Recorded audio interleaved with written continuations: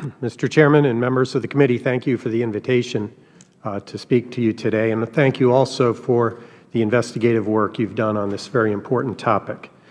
Now, while the investigations here and elsewhere are still ongoing, and we don't know the full extent of what happened, we do know enough to make some recommendations already to ensure that nonprofit groups are never targeted again.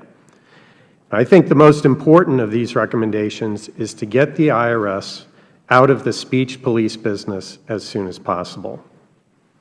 Given the importance of First Amendment rights and the effect of tax compliance on revenue collections, the IRS is perhaps the last agency that we could envision as the speech police. As a revenue collecting agency, the IRS has proven that it's incompetent at regulating political speech, and that, in turn, undermines its primary function of collecting tax revenue. Its continued work in this area could cost the government tens or even hundreds of billions of dollars in tax revenue if lack of trust in the IRS causes tax compliance to fall by even a tiny amount. Now, in fairness to the career staff of the IRS, this is very difficult work.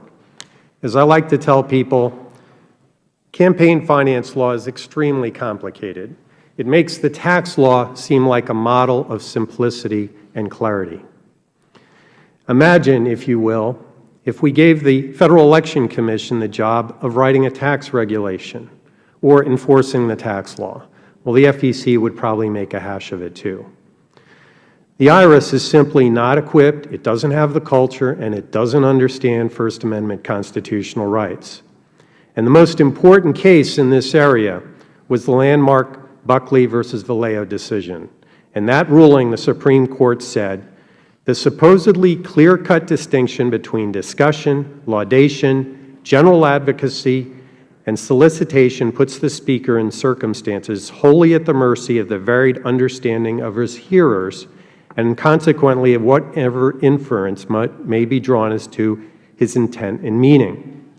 Such a discussion offers no security for free discussion. In these conditions, it blankets with uncertainty whatever may be said. It compels the Speaker to hedge and trim. And this is exactly the problem with the IRS guidance today for nonprofit organizations. This advocacy places nonprofit groups in, quote, circumstances wholly at the mercy and the varied understanding of his hearers, in this case, IRS agents. Now, the Court's solution was simple and elegant, and it essentially said that political advocacy was defined as communications that in express terms advocate the election or defeat of a clearly identified candidate. Shortly after this ruling, the Federal Election Commission came up with regulations to implement the decision. The IRS did nothing. Nothing. And as a result, it didn't recognize the Buckley decision, and it didn't modify its guidance in any way to reflect it. Congress recently, and I'm talking about in the last 15 years, has tried to move the IRS more into the area of political regulation, and this has embroiled the IRS in political fights the service should avoid. Given the history of the agency from the 1930s through the 1970s, where there was considerable history of presidents of both parties attempting to use the IRS to attack political enemies, the service has long been prickly, and justifiably so, about being dragged into political wars.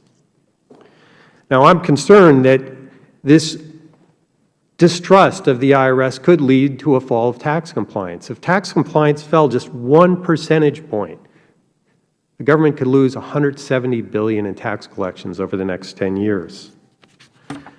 And that's why we think the solution is pretty simple, and that is to get the IRS out of the speech police business. We already have agencies in all 50 states, and we have the Federal Election Commission to regulate speech. And in fact, the IRS's own national taxpayer advocate, Nina Olson, wrote in her report last year, it may be advisable to separate political determinations from the function of revenue collection. Under several existing provisions that require non-tax expertise, the IRS relies on substantive determinations from an agency with programmatic knowledge.